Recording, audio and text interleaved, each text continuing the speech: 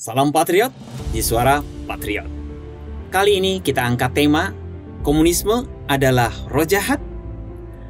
Memahami komunisme tidak bisa hanya sekedar melihat sebagai sebuah paham atau ideologi atau sebuah cara atau solusi sebuah bangsa untuk mengatasi masalahnya.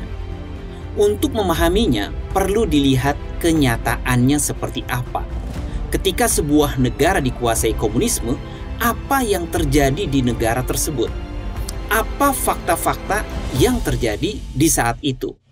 Umumnya, ketika sebuah negara dikuasai oleh komunisme, yang terjadi adalah kediktatoran. Semua elemen negara dikontrol secara ketat, baik dari sisi yudikatif, legislatif, dan eksekutif. Semua terkunci, harus mengikuti satu arahan. Berbeda pasti dibungkam dan membayar mahal jika berani melawan. Termasuk media atau persnya, semua harus tunduk pada otoritas kekuasaan. Bukan hanya kediktatoran, tapi juga kemiskinan dan kekacauan di sana-sini. Buku The Black Book of Communism, Crimes, Terror, Repression adalah sebuah buku yang menyebutkan perkiraan total kematian akibat dari komunisme. Buku ini diterbitkan tahun 1997 dan ditulis oleh Stephen Curtis, Andrzej Bukowski, Nicholas Ward, dan beberapa akademisi Eropa lainnya. Perkiraan kematian yang diakibatkan komunisme ketika berkuasa lebih dari 94 juta jiwa. Dan yang lebih mengerikannya lagi, ini terjadi di masa damai, tidak berperang dengan negara lain, tapi membantai rakyatnya sendiri. Buku ini mendokumentasikan sejarah penindasan politik oleh negara-negara komunis yang meliputi genosida, eksekusi ekstrayudisial, deportasi, pembunuhan populasi dalam kamp-kamp kerja paksa, dan bencana kelaparan buatan. Berikut ini adalah daftarnya. 20 juta di Uni Soviet, 65 juta di Tiongkok, 1 juta di Vietnam, 2 juta di Korea Utara, 2 juta di Kamboja, 1 juta di Eropa Timur, 150.000 di Amerika Latin, terutama Kuba, 1,7 juta di Afrika, 1,5 juta di Afghanistan, dan 10.000 selama gerakan komunis internasional dan partai-partai komunis tidak berkuasa. Terlepas dari Rusia dan Tiongkok, rezim-rezim komunis yang lebih kecil juga menunjukkan kejahatan absolut yang tidak kalah brutalnya terhadap rakyatnya sendiri. Genosida Kamboja adalah insiden paling ekstrim dari pembunuhan massal yang dilakukan oleh negara komunis.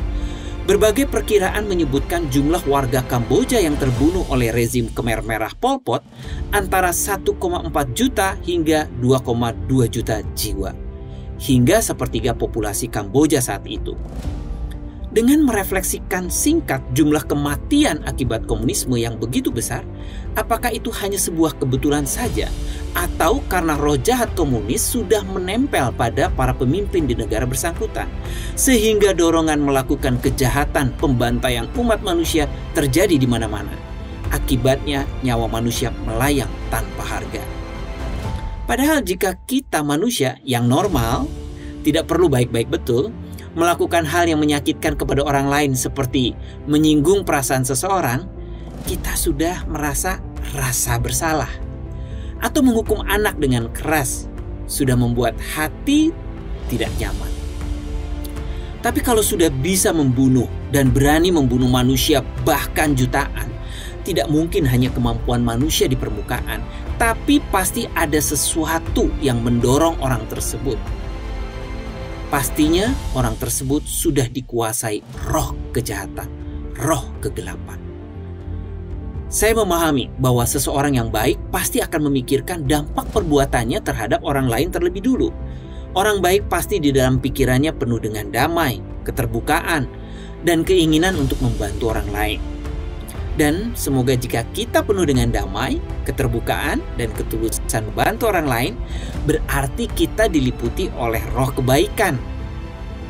Jadi saya setuju dengan apa yang ditulis di dalam buku 9 komentar mengenai apa partai komunis, apa itu komunis, yang mengatakan bahwa komunisme adalah roh jahat yang terbentuk dari kebencian dan kemerosotan dari sampah alam semesta. Dan watak dasar roh jahat komunis bisa disimpulkan yakni berbohong, kekerasan, dan adu domba. Bagaimana dengan bangsa Indonesia? Kita perlu lihat realitasnya sekarang. Apakah kebohongan, kekerasan, dan perpecahan ada di sekitar kita? Jika itu ada, bukankah roh jahat komunis sudah mulai menempel pada diri kita, pada bangsa ini? Jika komunisme mulai menguasai sebuah individu atau negara, maka negara itu akan penuh dengan kebohongan, penuh kekerasan, dan juga adu domba. Intinya kekacauan. Sebaliknya, jika sebuah individu atau negara lebih diliputi oleh roh kebaikan, yang terjadi pasti sebaliknya. Negara tersebut pasti lebih damai, lebih terbuka, dan pemerintahannya lebih melayani rakyatnya. Komunisme belum mati, bahkan sekarang tengah menguasai dunia. Bergegaslah kita sadar dan hadapi komunisme dengan watak yang berbalikan, yaitu dengan kejujuran, keterbukaan, dan damai, dan belas kasih. Salam Patriot, saya Chandra Tua, mohon undur diri.